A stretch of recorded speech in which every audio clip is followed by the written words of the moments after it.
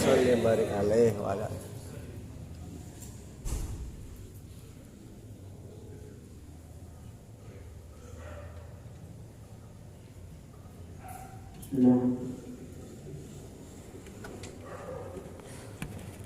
Bismillahirrahmanirrahim. Assalamualaikum warahmatullahi wabarakatuh. Waalaikumsalam warahmatullahi wabarakatuh. Alhamdulillah. Alhamdulillahilladzi akhrajana minadh dhulumati ilan nur.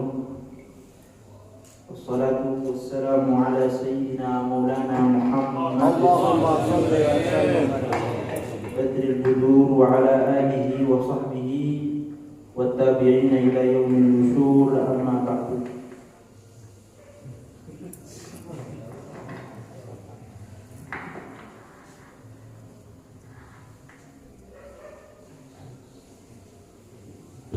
Alhamdulillah, pada pagi hari ini sebelumnya yang saya hormati para masyayikh, para asatidz, para kiai, para habaib, yang saya hormati Bapak Kapolres, yang saya hormati segenap pengurus cabang Nahdlatul Ulama wilayah cabang Bondowoso, pengurus cabang PCNU Bondowoso, yang saya hormati segenap pengurus takmir masjid Kiai Hasyim Asy'ari, yang saya hormati segenap pengurus Ikatan Alumni Santri Sidogiri wilayah Bondowoso, yang saya hormati para hadirin hadirat sekalian, khususnya para alumni Pondok Pesantren Sidogiri.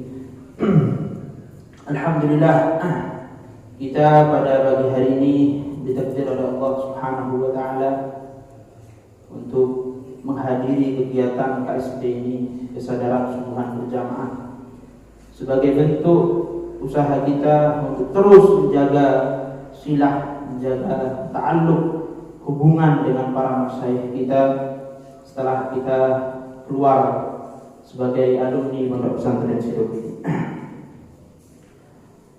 Perlu kita pahami bersama bahwa santri itu punya keunikan yang tidak dimiliki oleh non-santri.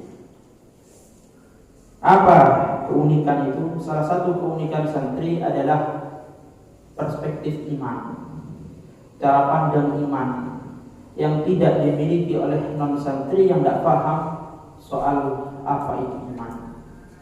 Sehingga karena santri punya perspektif iman, punya cara pandang iman, maka dia tidak mudah susah, tidak mudah sedih, tidak mudah dia itu merasa sumpek, tidak ada. Ketika orang lain sumpek dengan urusannya, maka santri tidak. Kenapa? Karena santri sudah punya cara pandang, punya perspektif santri, punya perspektif iman. Oleh karena itu, para ulama ketika menafsiri firman Allah Subhanahu wa taala, "Man 'amila shalihan min dzakarin aw unsa wa huwa mu'minun falanuhyiyannahu hayatan thayyibah." Barang siapa beramal saleh, baik dari kaum laki-laki ataupun dari kaum perempuan, falanuhyiyannahu hayatan thayyibah, dia akan kami beri kehidupan yang baik. Ketika ulama menafsiri tentang ayat ini, hayatan thayyibah, bagaimana itu hayatan thayyibah? Apakah hidup dengan gerimang harta? Apakah hidup dengan jabatan dan pangkat yang tinggi? Ternyata bukan. Hayatan thayyibah itu adalah qanaah, kelapangan hati. Artinya apa? Hayatan thayyibah adalah hidup dengan ilmu, dengan sudut pandang baru tentang apa itu kehidupan, sehingga orang mukmin dalam menjalani kehidupan akan tenang. Itulah yang disebut hayatan thayyibah.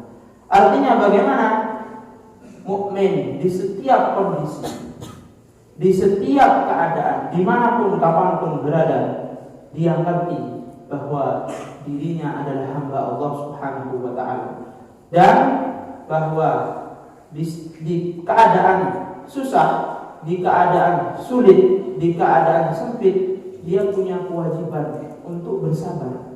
Sedang di dalam keadaan lapang, di dalam keadaan senang gembira, diberi kenikmatan Allah Subhanahu wa taala, maka dia akan bersyukur kepada Allah Subhanahu wa taala.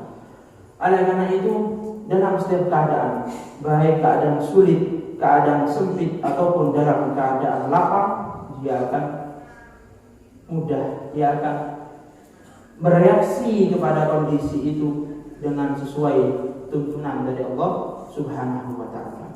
Adapun orang yang tidak beriman, maka Allah Subhanahu wa taala berfirman, ya'lamuna zahiran minal hayatid dunya wa hum 'anil akhirati hum ghafilun. Mereka ya'lamuna zahiran minal hayatid dunya, tahu kepada kehidupan dunia, tapi sekedar kulitnya saja, hanya zahirnya saja, hanya kulitnya saja. Adapun hakikat dari kehidupan dunia ini untuk apa, mereka tidak mengerti. Adapun orang mukmin, santri, mengerti bahwasanya wa khalaqtul jinna wal insa illa liya'budun, adalah untuk beribadah, untuk menyembah Allah Subhanahu wa taala. Nah, di dalam prosesnya, di dalam proses ibadah itu ada banyak ujian-ujian untuk kemudian dilihat, untuk kemudian dites pada Allah. Apakah dia ini beribadah betul-betul karena Allah atau karena ada keperluan, karena ada kepentingan yang lain yang merusak, yang menodai keikhlasannya di dalam beribadah. Kita melihat bahwa seperti yang disampaikan oleh Imam Ibnu Athaillah As-Sakandari, bahwasanya seorang hamba dinyatakan shadiq, jujur, sungguh-sungguh dalam ibadahnya, dalam penyembahannya kepada Allah Subhanahu wa taala, adalah ketika dia tetap lurus, tetap melaksanakan kewajiban Allah Subhanahu wa taala dalam keadaan rokok, lapang, ataupun dalam keadaan yang sulit.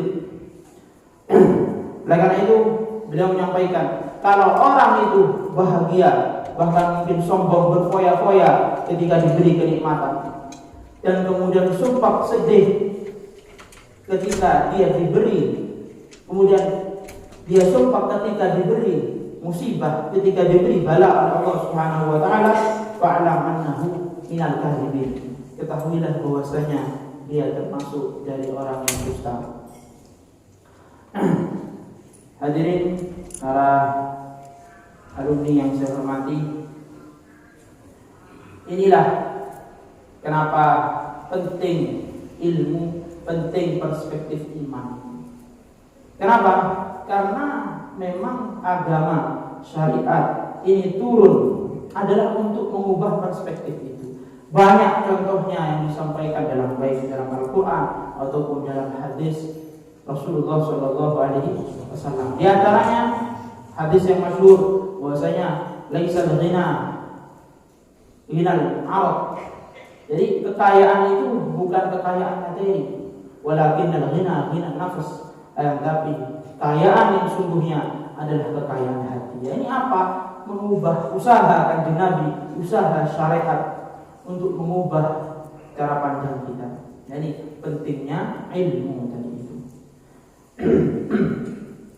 Disebutkan dalam salah satu wasiat Sayyidina Abu Bakar As-Siddiq kepada sahabat, kepada Abdullah bin Zubair, dikatakan di situ, ya bunayya 'alaika bil ilm, wahai anakku, 'alaika bil ilm, tetap pegang teguhlah ilmu, jangan lepas itu ilmu. Artinya yang kamu ketahuilah hak, lazim, yang kamu ketahuilah batil, jauh.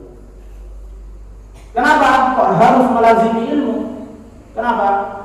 Fa innaka idza staghnaita kana jamala wa idza taqarta kana mala. Karena apa? Karena ilmu itu kalau kita kaya, kalau kita berkecukupan, maka kana jamala, maka ilmu itu akan menjadi keindahan, menjadi penghias. Dia kaya, kemudian dia sakha, dia dermawan, membantu orang-orang yang lemah, membantu fakir miskin, indah dipandang.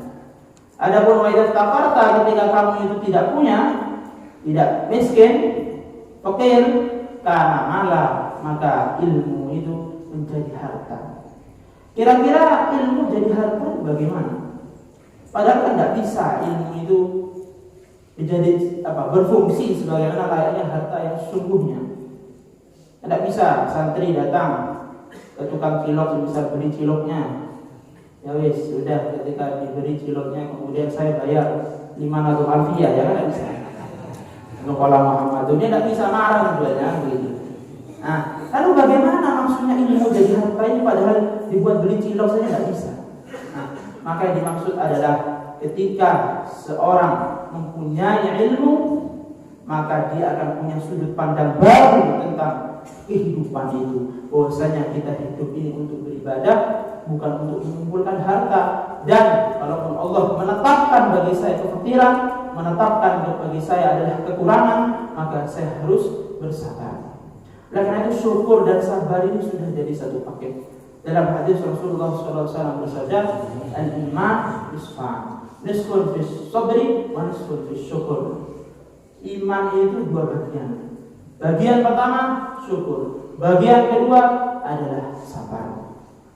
Oleh karena itu seorang mukmin menghadapi kondisi situasi sesulit apapun, santai dia. Adapun orang yang di luar sana yang berpikir bahwasanya puncak dari segalanya adalah kenikmatan duniawi, maka dia akan sedih ketika tujuan duniawinya tidak tercapai. Karena bagi dia kesuksesan itu adalah harta yang berlimpah, kesuksesan itu adalah pangkat jabatan yang tertinggi.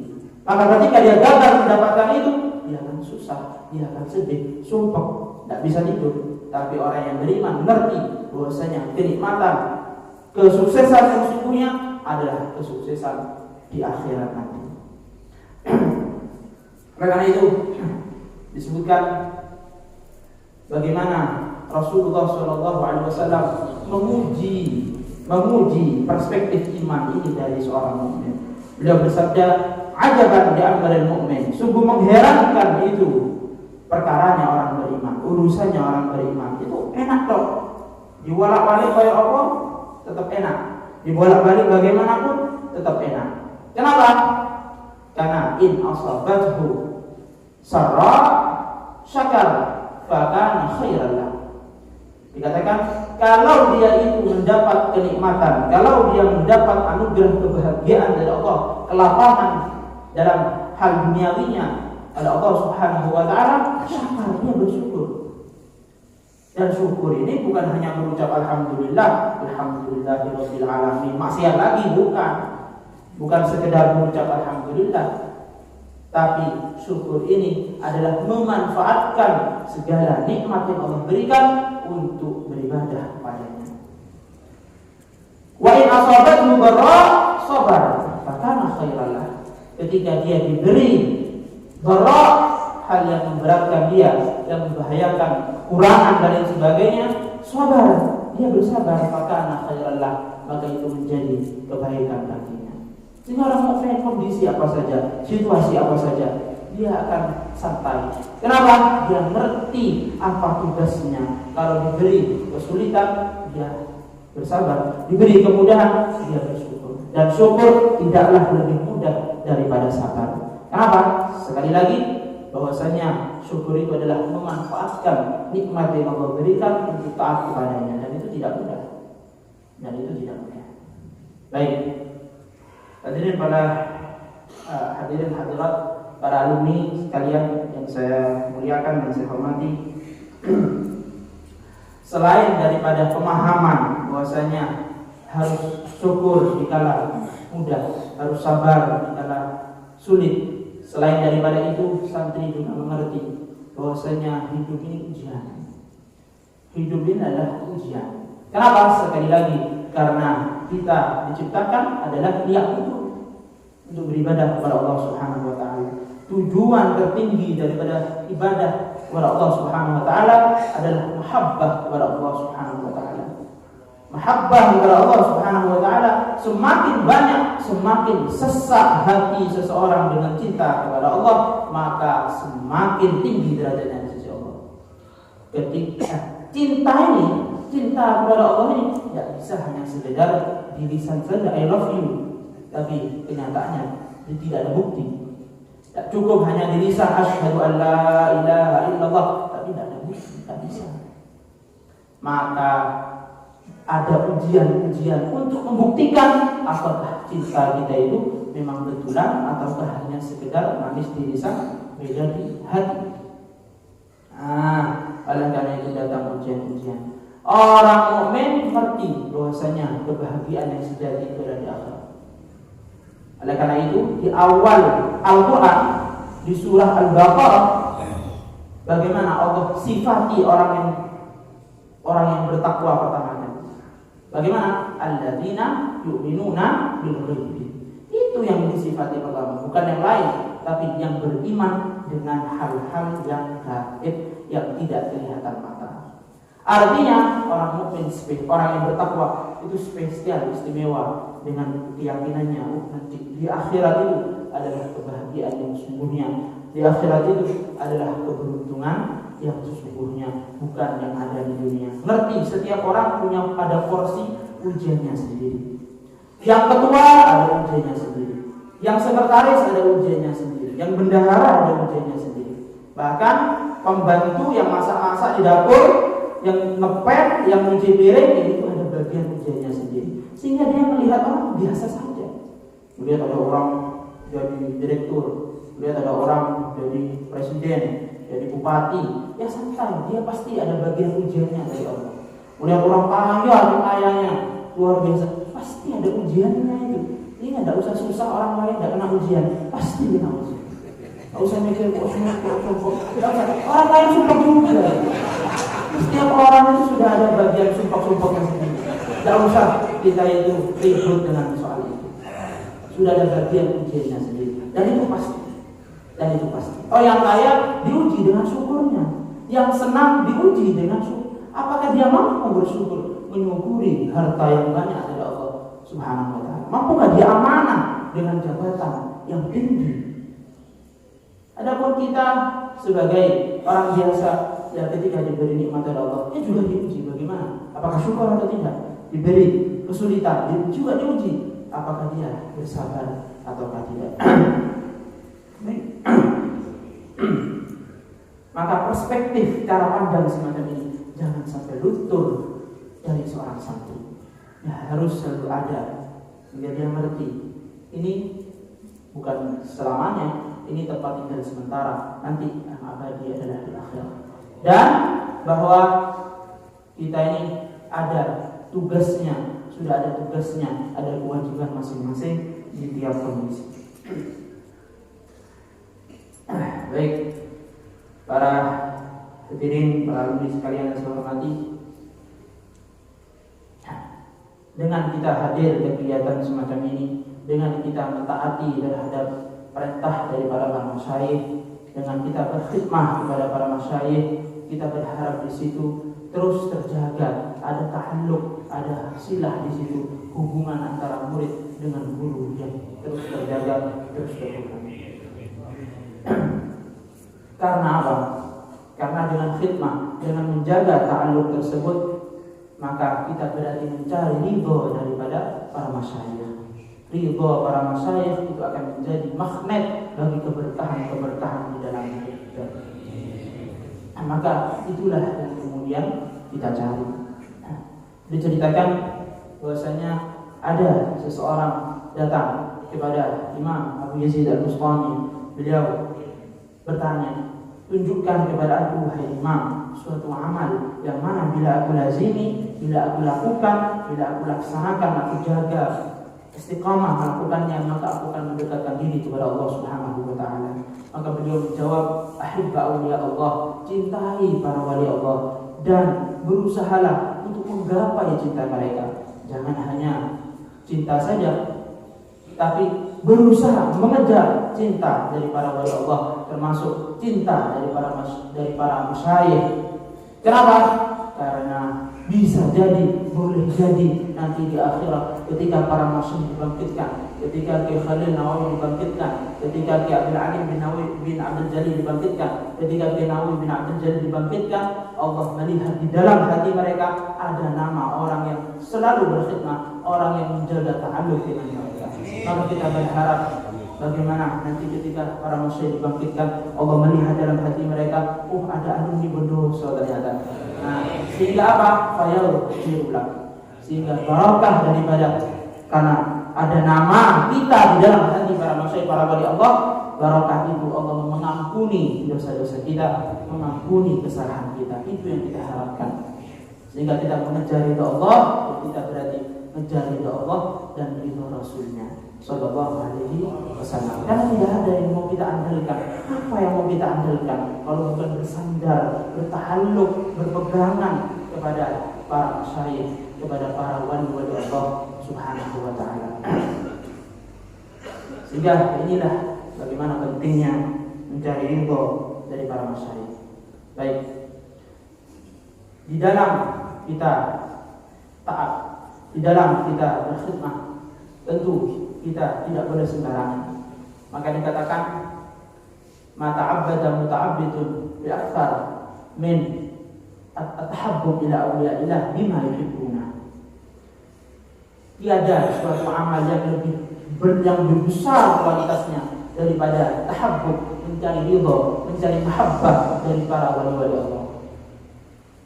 Tapi mencari ridhanya, mencari mahabbah mereka adalah bima yuhibbuna, dengan sesuatu yang mereka ridhai, dengan sesuatu yang mereka senangi.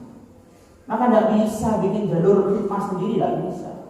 Tidak usah hias-hiasan langsung lurus ke saya, tidak bisa. Kenapa? Karena ada jalur yang sudah dibuat oleh para masyayikh. Bima yuhibbuna. Tak bisa tahabbub ila awliyaillah, tahabbub ila masyayikh, tapi bima la yuhibbuna, tidak bisa. Bisa kemudian tidak usah KSB-KSB-an, tidak bisa. Kenapa? Karena masyayikh sudah bikin jalur. Disinilah jalan cara kita untuk terus menyambung hati, menyambung jiwa dengan para masyayikh kita. Sekali kita melihat bagaimana ulama dulu, mulai dari ulama salaf dulu sampai sekarang, mereka semuanya ini memiliki perasaan yang besar, cinta yang besar kepada para guru-gurunya. Maka sering saya sampaikan di setiap KSB bahwasanya di setiap KSB yang saya hadiri bahwasanya gambaran terbaik hubungan antara guru dengan murid itu adalah hubungan dokter dengan pasien. Apa kesamaannya? Dua. Yang pertama, pasien itu pasti ada perasaan butuh kepada dokter. Tidak ada ceritanya pasien datang, assalamualaikum dok, ya waalaikumsalam, ada apa? Saya pengen ngopi, dok, tidak ada. Pasti dia butuh, ingin mengobati penyakit dalam hati. Penyakitnya ingin sembuh, kan pasti begitu. Tidak ada orang iseng dokter pengen ngobrol merokok bareng, tidak ada. Maka itu seorang murid kepada gurunya ada perasaan butuh. Yang kedua, kesamaannya apa? Yang kedua adalah kepercayaan, tasdik kepada gurunya, tasdik kepada, seperti tasdiknya pasien kepada dokter. Tidak ada pasien itu ketika diberi resep, ketika diberi tidak boleh makan ini, tidak boleh makan itu, harus makan yang sehat-sehat. Tidak ada pasien, masa dengan bercandaan dok, tidak ada gitu. Dia percaya ke dokternya, lihat di dindingnya ada sertifikat bahwasanya telah lulus sekolah kedokteran. Percaya, ada titelnya dokter spesialis. Ini percaya, ada kepercayaan. Murid demikian juga, harus ada kepercayaan kepada gurunya. Maka kalau nggak ada kepercayaan, tidak bisa. Mau taat tidak bisa, mau khidmah tidak bisa. Kenapa? Tidak ada kepercayaan kepada gurunya. Sama seperti kita diberi resep oleh teman kita. Ada teman kita nakal ketika di pondok, bisa tiba-tiba kita sakit terus bilang, oh kamu ini minum ini. Wes, itu udah. Jangan makan ini, jangan makan. Tidak akan kita lakukan. Kenapa? Tidak percaya. Ini sekolah apa ini? Tidak ada ilmunya, kan gitu. Tidak ada ilmu kedokterannya, beri resep. Nah, kenapa? Tidak percaya. Demikian juga murid kepada gurunya, harus ada rasa butuh kepada gurunya, supaya pasien butuh ke dokter, dan ada perasaan kepercayaan kepada gurunya. Tidak ada kedua hal ini, ya bukan murid namanya, bukan murid namanya. Oleh karena itu, mari kita jaga. Diceritakan dulu ada imam namanya Abu Sulaiman Ad-Darani, itu punya murid.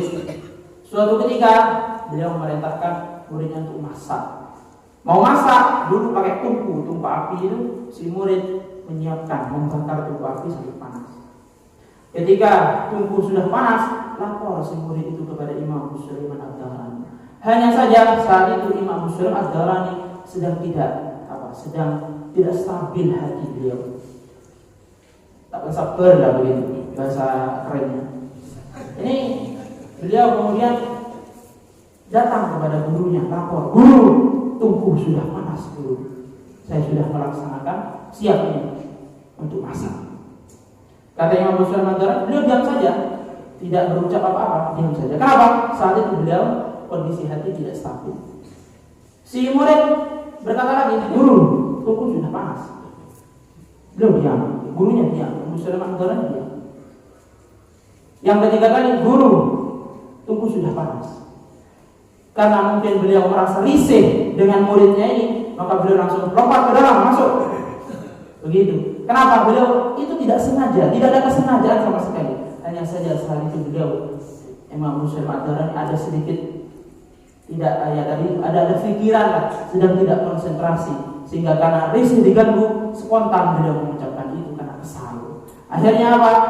Langsung si murid itu langsung ke dapur, lompat itu ke tungkunya.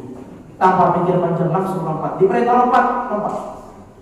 Akhirnya agak lama Imam Abu Sulaiman Ad-Darani cari dulu, mana murid saya tadi? Tadi saya suruh masak tadi, mana udah ada? Dicari-cari, nyuruh murid yang lain, santri yang lain, sini. Cari tadi saya nyuruh tadi satu santri, saya suruh manaskan tungku, mana udah ada? Dicari, akhirnya sampai ke dapur dilihat sedang duduk-duduk santai ada di tungku api. Akhirnya diangkat, naik, ternyata tidak ada luka sedikit pun, tidak ada luka bakar sedikit pun, lecet pun tidak ada. Artinya apa? Inilah bentuk kepercayaan, bentuk dari tadi merasa butuh kepada gurunya. Kalau tidak ada kepercayaan, tidak bisa. Kita nanti guru saya balik bercanda, tidak bisa. Ada takmilan. Kita ayat mutasyabihat kan itu, untuk ditakwil. Nah, demikian. Sehingga kita lihat bagaimana dulu seorang murid itu percaya dan membenarkan kepada. Padahal saat ini Imam Abu Sulaiman Ad-Darani tidak serius. Kenapa? Tidak fokus saat itu, tidak sengaja memerintahkan untuk masuk. Tidak mungkin beliau kemudian ingin mencelakai santrinya, tidak mungkin. Karena saat itu beliau risih, karena salah diganggu, akhirnya memerintahkan masuk. Tapi karena ada kepercayaan, ada perasaan butuh kepada gurunya, ditaati, dan itu ternyata tidak melukai sedikit pun kepada santri tersebut.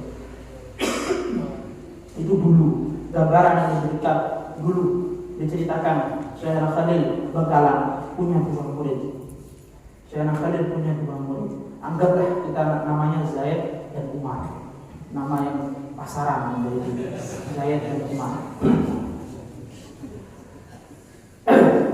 Suatu ketika Syekh Khalil Bangkalan manggil muridnya yang namanya Zaid. Zaid, sini.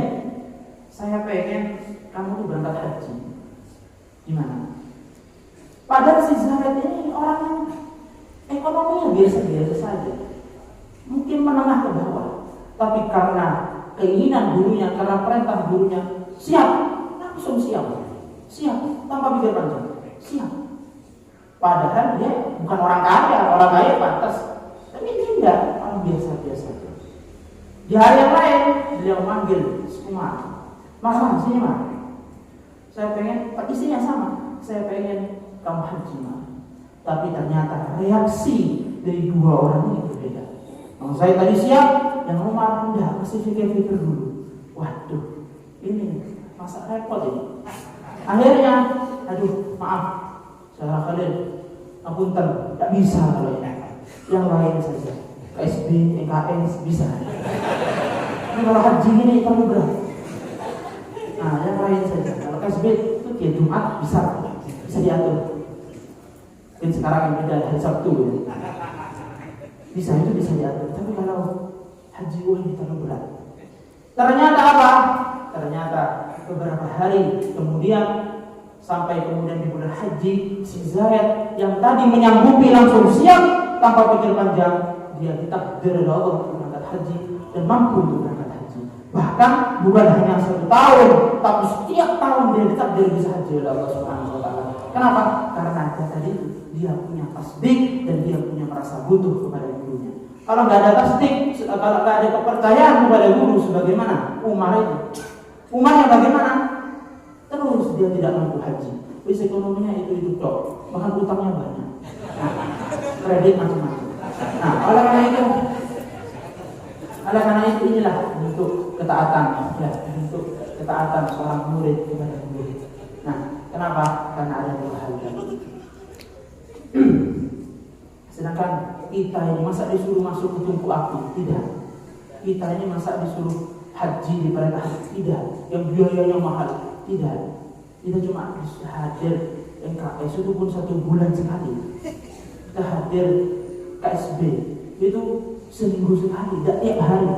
Ada silat masuk itu 5 tahun sekali. Ini kadang masih keberatan untuk datang. Berarti ini tidak ada perasaan, tidak ada merasa butuh untuk menjaga ta'alluq, menjaga hubungan dengan guru. Nah, ini sudah masalah kalau santri yang ini. Baik.